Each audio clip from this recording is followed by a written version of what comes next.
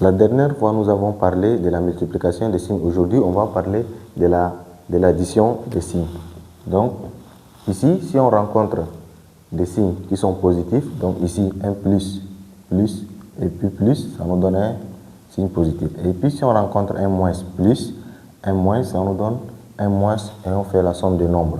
Et ici, dans ces cas, si on rencontre un plus, un moins, il y a une règle à suivre. Et si on rencontre aussi un moins et puis plus, un plus, il y a une règle à suivre. Donc ici, on va prendre des exemples.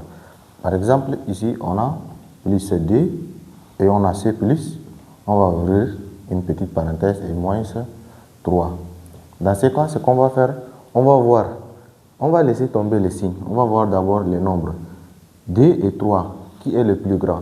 Alors 3 est plus grand que 2. Donc on va garder son signe et on va faire le plus grand moins le plus petit. Donc le signe de 3, c'est moins.